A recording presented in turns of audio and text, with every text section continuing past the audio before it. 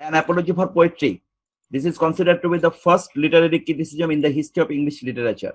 ইংরেজি সাহিত্যের ইতিহাসে প্রথম উল্লেখযোগ্য অথবা প্রথম লিটারেরি ক্রিটিসিজম বলা হয়ে থাকে অ্যান অ্যাপোলজি ফর পোয়েট্রিকে। যদি তোমাদের কোনো ব্রিফ কোশ্চেন আসে যে which is considered to be the first literary criticism in the history of English literature, ইংরেজি সাহিত্যের ইতিহাসে সবচেয়ে প্রথম লিটারেরি ক্রিটিসিজম কোনটাকে বলা হয়, তখন সেটা বলতে হবে an apology for poetry. An apology for পোয়েট্রিতে আমরা যে জিনিসগুলো দেখব সেটি হচ্ছে an apology for poetry first literary criticism in the history of the world, history of English literature. ইংরেজি সাহিত্যের ইতিহাসের প্রথম লিটারেরি ক্রিটিসিজমের নাম হচ্ছে অ্যান অ্যাপোলজি ফর পোয়েট্রি। এখন প্রশ্ন হচ্ছে অ্যান অ্যাপোলজি ফর পোয়েট্রিটা কেন লেখা হয়েছে? অ্যান অ্যাপোলজি ফর পোয়েট্রিটা লেখা হয়েছিল ফিলিপ সিডনির সমকালীন সময় বা ফিলিপ সিডনির কিছুদিন পূর্বে স্টিফেন গজন নামে একজন ভদ্রলোকের নামটা একটু মনে রাখতে হবে। তার নাম হচ্ছে কি স্টিফেন গজন। স্টিফেন গজন তিনি একটি বই লিখেছিলেন, সে বইয়ের নাম হচ্ছে স্কুল অফ অ্যাবিউজ। বইটার নাম কি? School of abuse. School of abuse বইতে তিনি কবি এবং কবিদের অনেক বদনাম করেছেন এবং কবিদের সম্পর্কে তিনি নানা রকম নেগেটিভ কথাবার্তা বলেছেন। বিশেষ করে কবিতার অনেকগুলো বদনামের মাঝখানে তিনি 4টি মানে খারাপ বৈশিষ্ট্য কবিতার মধ্যে বলেছেন।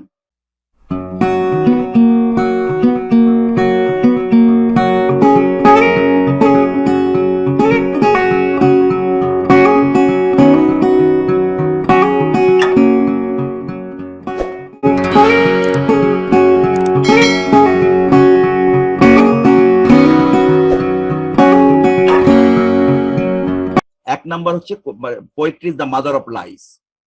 এক নাম্বার নেগেটিভ দিক পোয়েট্রির, এটা হচ্ছে স্টিফেন গজনের মতামত। Poetry is the mother of lies, কবিতা হচ্ছে মিথ্যার মা, এক নাম্বার। 2 নাম্বার হচ্ছে poetry is the abuse. Poetry is consider to be a source of abuse. Poetry হচ্ছে মানুষকে নষ্ট করে দেয়। এরপর হচ্ছে 3 নাম্বার হচ্ছে পোয়েট্রি মেক্স পারসন লেজি, কবিতা মানুষকে অলস বানিয়ে দেয়। আর 4 নম্বর হচ্ছে Plato banished poets from his commonwealth. তার যে একটি কল্যাণমূলক রাষ্ট্র সম্পর্কে তিনি যে ধারণা দিয়েছেন, সে কল্যাণমূলক রাষ্ট্রে তিনি কবিদের কোনো জায়গা রাখেন নাই। এই যে 4টি নেগেটিভ কথা তিনি বললেন স্টিফেন গজন তার বইতে স্কুল অফ অ্যাবিউজের মধ্যে, এবং সেটার পরিপ্রেক্ষিতে আসলে ফিলিপ সিডনি মনে করলেন যে এগুলোর জবাব দেওয়ার প্রয়োজন, এবং তিনি যে জবাবটা দিলেন সেটা হচ্ছে অ্যান অ্যাপোলজি ফর পোয়েট্রি। এবং এই অ্যান অ্যাপোলজি ফর পোয়েট্রিতে তিনি কবিদের মর্যাদা সম্পর্কে আলোচনা করেছেন, কবিদের মর্যাদা সম্পর্কে আলোচনা করেছেন, কবিদের বৈশিষ্ট্য সম্পর্কে আলোচনা করেছেন, এবং কবিদের শ্রেষ্ঠত্ব সম্পর্কে, মর্যাদা এবং শ্রেষ্ঠত্ব সম্পর্কে আলোচনা করতে যে তিনি বলেছেন যে একেবারে আদিকাল থেকে শুরু করে কবিতার শ্রেষ্ঠত্ব ছিল। এমনকি তিনি বলেছেন যে পৃথিবীতে প্রথম মানুষ, দ্য ফার্স্ট ম্যান যখন এসেছে তখন থেকে কবিতা ছিল, এবং এটার প্রমাণও আছে। প্রমাণটা কি? প্রমাণটা হলো যে কবিতার মধ্যে কিন্তু কি আমরা দেখি যে যত ধর্মগ্রন্থ আছে, এই ধর্মগ্রন্থ কিন্তু কাব্যিক ভাষায়, পোয়েটিক ল্যাঙ্গুয়েজে। আমরা যদি আদম আলাইহিস সালামকে আমরা জানি পৃথিবীর প্রথম নবী, তার উপর যে ধর্মগ্রন্থ নাজিল হয়েছিল সহিফা, এবং সেই সহিফা গুলো কিন্তু কি পোয়েটিক ল্যাঙ্গুয়েজ। আমরা এখন কোরআন শরীফ দেখি পোয়েটিক ল্যাঙ্গুয়েজে। তো সেই জন্য তিনি বললেন যে পৃথিবীর একেবারে আদিকাল থেকেই কবিতা ছিল, আর পৃথিবীর আদিকাল থেকে যেহেতু কবিতা ছিল, সুতরাং কবিদেরকে যদি শ্রেষ্ঠত্ব যদি কবি নাই থাকতো, তাহলে পৃথিবীর আদিকাল থেকে কি এই কবিদেরকে এত গুরুত্ব দেওয়া হতো না। এবং কবিদেরকে বলা হয়েছে যে গ্রিকরা অথবা রোমানরা তারাও কিন্তু কবিদেরকে সম্মান দিত আদিকাল থেকে। এমনকি তিনি বলেছেন যারা একেবারে অসভ্য বর্বর ছিল বিভিন্ন সময়, সে অসভ্য বর্বরেরাও কবিদেরকে কি করতো? মর্যাদা দিত, কবিদেরকে গুরুত্ব দিত, অন্যদেরকে গুরুত্ব না দিলেও কবিদেরকে গুরুত্ব দিত। এবং সেই কবিদেরকে গুরুত্ব দেওয়ার কারণেই বোঝা যায় যে কবিরা অনেক শ্রেষ্ঠ জায়গায় তাদের অবস্থান। এটি হচ্ছে একটি অত্যন্ত গুরুত্বপূর্ণ বিষয়। আর দ্বিতীয় যে গুরুত্বপূর্ণ বিষয় হচ্ছে যে poetry is the first and last of all knowledge. কবিতা যেরকম পৃথিবীর শুরুতে আছে এবং পৃথিবীর শেষ লগ্ন পর্যন্ত কবিতা থাকবে বলে তিনি আশাবাদ ব্যক্ত করেছেন। আর তিনি বলেছেন যে কবিদের পক্ষে আমার বলার কারণ কি? কবিদের পক্ষে বলার কারণ হচ্ছে আমি নিজেও একজন কবি। তিনি বলছেন যে আমি নিজেও যেহেতু একজন কবি, আমার উচিত হবে কি কবিদের পক্ষে বলা, এবং সেই জন্য তিনি কবিদের পক্ষে বলেছেন। কোথায় বলেছেন? তার হচ্ছে এই অ্যান অ্যাপোলজি ফর পোয়েট্রিতে। অ্যান অ্যাপোলজি ফর পোয়েট্রি মানে কি? এক্সকিউজ ফর পোয়েট্রি, কবিতার পক্ষে যুক্তি। এখানে অ্যাপোলজি বলতে আসলে ওজোর আপত্তি না। অ্যাপোলজি মানে ওজোর আপত্তি হতে পারে, আবার অ্যাপোলজি মানে কি যুক্তি হতে পারে। এখানে অ্যাপোলজি মানে কি যুক্তি। এবং সেই অ্যাপোলজির মধ্য দিয়ে তিনি যেটা বলতে চাচ্ছেন সেটা হচ্ছে কি মানে কবিদের মর্যাদা। এবং তিনি এই যে 4টা জবাব, এই 4টা জবাবের মানে 4টা যে কবিদের বিরুদ্ধে কথা বলা হয়েছে 4টা, একটা হচ্ছে poetry the mother of lies. সেখানে তিনি বললেন যে কবিতা কখনো মিথ্যার মা হতে পারে না। কেন? কারণ কবিরা কখনো বলেন না যে এটাই হয়েছে, এটা কবিরা কখনো বলেন না। তো কবিরা যেহেতু কখনো বলেন না যে এটাই হয়েছে নিশ্চিত করে, কবিরা বলেন যে এমনটা হওয়া উচিত বা এমনটা হতে পারে সামনে। এমনটি যদি আমরা বলি, আমরা অনেক সময় বলি না যে ভবিষ্যতে এরকমটা হতে পারে, এটা মানে তো এই না মিথ্যা বলা, যে আমরা একটা প্রেডিকশন করতে পারি, আমরা হয়তো একটা স্বপ্ন দেখতে পারি, ভিজুয়ালাইজ করতে পারি, প্রেডিকশনও করতে পারি, আবার কি ভিজুয়ালাইজ করতে পারি। তা প্রেডিকশন এবং ভিজুয়ালাইজ যদি আমরা করি তাহলে সেটাকে তো কখনো মানে বলা যাবে না যে এটা মিথ্যা, কারণ আমার তো প্রেডিকশন, আমি তো বলছি না এমনটি হবে, আমি বলছি যে এমনটি হতে পারে। তো এমনটি হতে পারে যদি বলি তাহলে কবিতাকে কখনো মিথ্যার মা বলা যাবে না। So poetry should not be, or poet should not be considered to be the mother of lies. কখনোই তাকে মাদার অফ লাইস বলা যাবে না। আর কবিদেরকে অ্যাবিউজ বলা যাবে না, মানে poetry is the source of abuse, এটা বলা যাবে না। কেন বলা যাবে না? কারণ কবিরা আসলে মানুষকে ভালো জিনিস শিখায়। হ্যাঁ, যদি কোনো কোনো অকবি, যারা কবি হিসেবে সেজে থাকে এবং অকবিরা, তারা যদি কোনো ভালগারিটি কবিতার মধ্যে প্রদর্শন করে থাকে, সেটা ওই সমস্ত ব্যক্তিদের দোষ, এখানে কবিতার কোনো দোষ নাই। আমরা যদি আদিকাল থেকে শুরু করে যত কবিতাকে যদি আমরা অ্যানালিসিস করি, এমনকি যদি আমরা বাংলা সাহিত্যের কবিতাকে যদি বিশ্লেষণ করি, যারা বড় বড় কবি ছিল, আমাদের রবীন্দ্রনাথ যদি বলি, আমরা যদি নজরুলের কথা বলি, অথবা আমরা যদি এই ধরনের বড় বড় কবিদের কবিতাকে আমরা, জসীমউদ্দিনের কবিতা, ফরুক আহমেদের কবিতা, তাহলে কিন্তু আমরা দেখবো যে আসলে কিন্তু আমাদের এই কবিতার মধ্যে কিন্তু ভালগারিটি কিন্তু এত কিন্তু বেশি আমরা দেখতে পাই না। বরঞ্চ কি, যদি সেখানে যদি কোনো লাভ বা এই ধরনের কোনো বিষয় থাকে, সেটা কিন্তু খুব শুদ্ধভাবে উপস্থাপন করার চেষ্টা করা হয়েছে। সুতরাং কবিতাকে source of vulgarity, source of abuse বলার কোনো সুযোগ আছে বলে ফিলিপ সিডনি মনে করেন না। 2 নাম্বার। 3 নাম্বার, তিনি বলেছেন যে কবিতা কখনো মানুষকে অলস বানায় না। কেন অলস বানায় না? কারণ কবিতা মানুষ কখন পড়ে? যখন মানুষের আর কোনো কিছু ভালো লাগে না, বা মানুষ যখন একেবারে ক্লান্তিতে নিমজ্জিত হয়ে গেছে, অন্য কোনো কাজ করতে তার আর এখন ভালো লাগছে না, তখন কিন্তু মানুষ কবিতা পড়ে। তার মানে কি, যদি ওই কবিতাটা না পড়তো সে, তখন কিন্তু সেটা হয়তো ঘুমিয়ে যেত, অথবা সে একেবারে মানে অলস ভাবেই সময়টা কাটাতো। তার মানে ওই অলস সময় থেকে অথবা ওই ঘুম থেকে কবিতা মানুষকে রক্ষা করে। এবং কবিতা মানুষকে রক্ষা করে, তার মানে কি, কবিতা মানুষকে অলস বানালো না, বরঞ্চ কবিতা মানুষকে কি করলো, মানে আরো একটু অ্যাক্টিভ বানালো। সুতরাং কবিতা মানুষকে অলস বানায় না, কবিতা মানুষকে অ্যাক্টিভ বানায়। 3 নাম্বার। আর 4 নাম্বার যে অভিযোগটা, যে প্লেটো কবিদেরকে কোনো সম্মান করেন নাই, তো সেইটা আসলে প্লেটো তার কমনওয়েলথের মধ্যে কবিদেরকে রাখেন নাই বলে অভিযোগ স্টিফেন গজনের। সেখানে ফিলিপ সিডনি বলেছেন যে প্লেটো নিজেও একজন কবি ছিলেন। কিভাবে কবি ছিলেন? কারণ প্লেটোর যে দর্শন ফিলোসফি, সেই ফিলোসফি গুলো পোয়েটিক ল্যাঙ্গুয়েজে লেখা। তো যিনি নিজেই পোয়েটিক ল্যাঙ্গুয়েজকে ভালোবাসতেন, তিনি তো কবিদেরকে অসম্মান করতে পারেনি না। তিনি কবিদেরকে আলাদাভাবে কেন জায়গা দেন নাই? কারণ তখনকার দিনে যারা ফিলোসফার হতো, তখনকার দিনে যারা হিস্টোরিয়ান হতো, তারাও কাব্যিক ভাষা লিখতো। তো তারা যেহেতু কাব্যিক ভাষা লিখতো, তারাও আসলে ওয়ান কাইন্ড অফ পোয়েট। এবং যেহেতু তারা নিজেরাও ওয়ান কাইন্ড অফ পোয়েট, সুতরাং তাদেরকে আলাদাভাবে আর কবিদের আলাদাভাবে জায়গা দেওয়ার দরকার নেই। একজন ফিলোসফারকে জায়গা দেওয়া, একজন হিস্ট্রিয়ানকে জায়গা দেওয়া মানে হচ্ছে একজন কবিকে জায়গা দেওয়া। তিনি উদাহরণ হিসেবে দেখিয়েছেন, যেমন হেরোডোটাস, ইতিহাসের জনক যাকে বলা হয়, তিনি কিন্তু 9 মিউজেস লিখেছেন। 9 মিউজেস হচ্ছে পৃথিবীর প্রথম ইতিহাস গ্রন্থ বলে মনে করা হয়। তো এই ইতিহাস গ্রন্থ 9 মিউজেস, মিউজেস হচ্ছে কবিতার দেবী। সুতরাং কবিতার দেবীকে উদ্দেশ্য করে তিনি ইতিহাস গ্রন্থ লিখেছেন।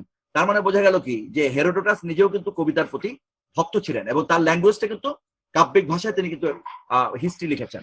আবার ফিলসফি কাব্যিক ভাষা লেখা হয়েছে। তখনকার দিনে ফিলোসফাররা, হিস্ট্রিয়ানরা মানে কাব্যিক ভাষা ব্যবহার না করে কি করতে পারতেন না, মানুষের কাছে যাইতে পারতেন না। কেন যাইতে পারতেন না? কারণ মানুষ আসলে সাধারণ এই প্রোজেইক ল্যাঙ্গুয়েজ, এটা আসলে মানুষ মনে রাখতে পারে না। তোমরা নিজেরা নিজেদেরকে অ্যানালিসিস করে দেখো, যে তোমরা স্কুল লাইফে 1, 2, 3, 4, 5, 6 যখন পড়তা, তখনকার দিনের কোন প্রোজ, মানে কোন একটা প্রবন্ধ পড়েছিলে অথবা কোন একটা গল্প পড়েছিলে, তার একটা লাইন যদি তোমাদেরকে এখন বলতে বলা হয়, তাহলে কিন্তু একজনও কিন্তু সেই লাইন কেউ বলতে পারবে না। কিন্তু যদি তোমাদেরকে বলা হয় যে সেই সময় তোমরা কবিতা পড়েছিলে, 2-একটা কবিতার লাইন বলো, আমি নিশ্চিত যে তোমাদের অনেকেই কিন্তু কবিতার, কারণ তোমাদের তো বয়স অনেক বেশি না, কিন্তু আমি নিজে এত বছর পরে এসে কিন্তু 1-এ যে কবিতা পড়েছি তার 2-একটা কবিতার লাইন আমি বলতে পারবো। 2, 3, 4, 5-এ যে কবিতা পড়েছিলাম, সংকল্প কবিতা অথবা কবর কবিতা অথবা সোনার তরী কবিতা অথবা এই ধরনের কবিতাগুলো, সেই কবিতার কিন্তু নিমন্ত্রণ কবিতা অথবা তোমার কি বলে পল্লী জননী কবিতা, পল্লী বর্ষা কবিতা, সেখানকার কিন্তু কিছু কিছু লাইন কিন্তু অনেক বছর ধরে না পড়ার পরেও কিন্তু আমরা বলতে পারি। তার মানে কি, কবিতা মানুষের হৃদয়ে এত বেশি দাগ ফেলতে পারে, অথবা কবিতা মানুষের হৃদয়ে এত বেশি ইমপ্রেস করতে পারে। এবং মানুষ কবিতাকে মনে রাখতে পারে, যেটি কিন্তু ফিলিপ সিডনি বলছেন যে কবিদের শ্রেষ্ঠত্ব এখানে, কবিতার শ্রেষ্ঠত্ব এখানে। তাহলে এখানে আমরা তাহলে বুঝতে পারলাম যে কবিতার শ্রেষ্ঠত্ব এবং কবিদের শ্রেষ্ঠত্ব, যে প্রাচীনকালে হিস্ট্রিয়ান, ফিলোসফার এবং অন্যান্য যারা বিভিন্ন ব্রাঞ্চ অফ লার্নিং যারা ছিল, তারা কিন্তু কবিতার শ্রেষ্ঠত্বকে মেনে নিয়েছিল। একটা কথা তিনি একেবারে এইভাবে বলেছেন যে even the philosophers and the poets prove the passport of poetry to go to the door of human beings, to go to the door of the people. জনগণের দরজায় যাওয়ার সময় দার্শনিক এবং ইতিহাসবিদরাও তারা কাব্যিক ভাষাকে ব্যবহার করেছেন। অতএব এখানে কবিতার শ্রেষ্ঠত্ব বলে তিনি বলেছেন। এবং তিনি বলেছেন যে গ্রিকরা কবিদেরকে ভেটস বলতো, অথবা রোমানরা কবিদেরকে পোয়েম বলতো, মানে ইয়ারা ইংলিশরা পোয়েট বলতো। এবং পোয়েট মানে কি? পোয়েট মানে হচ্ছে মেকার, পোয়েট মানে হচ্ছে মেকার, পোয়েট মানে হচ্ছে কি?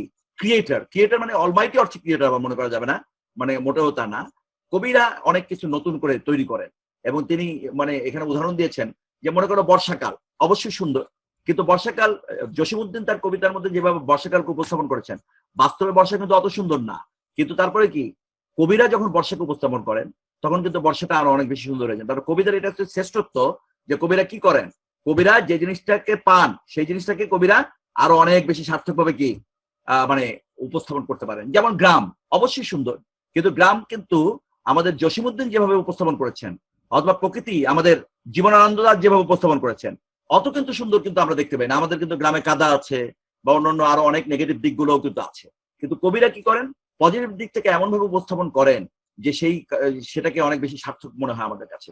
এবং তখন আমরা কিন্তু এই প্রকৃতির নান্দনিকতা বা এই যে ভালো দিকগুলোকে আমাদের হৃদয়ে আমরা ঠাঁই দিতে পারি। এবং এটা কিন্তু কবিদের শ্রেষ্ঠত্ব, যে কবিরা আরো অনেক সার্থকভাবে সুন্দরভাবে উপস্থাপন করেছেন।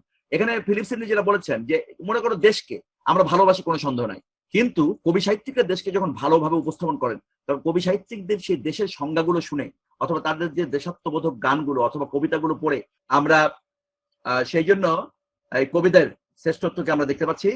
আর এরপরে তিনি যে কথা বলেছেন সেটা হলো যে হিস্ট্রিয়ান, ফিলোসফার এবং কবি এই তিনজনকে তিনি একটু তুলনামূলক পর্যালোচনা করেছেন। যেমন ঐতিহাসিকরা যা ঘটেছে তাই বলে, নিজের থেকে কিছু বলতে পারেন না। আর দার্শনিকেরা শুধুমাত্র তাত্ত্বিক কথা বলে। সুতরাং এখানে ইতিহাস এবং দর্শনের মানে একটা নির্দিষ্ট গণ্ডির মধ্যে সীমাবদ্ধতা আছে। মানে ইতিহাস শুধু যা ঘটেছে তাই বলে, কোনো নিজের মতো করে কিছু বলতে পারে না।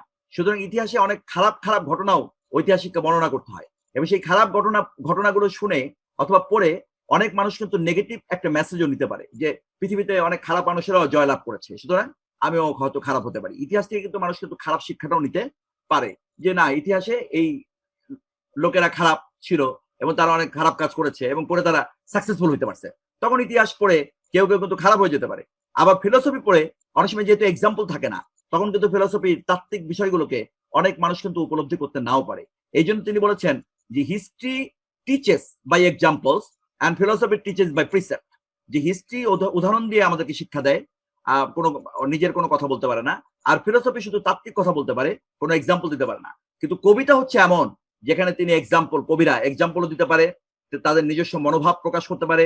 কবিতার মধ্যে হিস্ট্রি থাকতে পারে, কবিতার মধ্যে ফিলোসফি থাকতে পারে। ফিলোসফির মধ্যে হিস্ট্রি থাকার কোনো সুযোগ নাই, হিস্ট্রির মধ্যে ফিলোসফি থাকার কোনো সুযোগ নাই।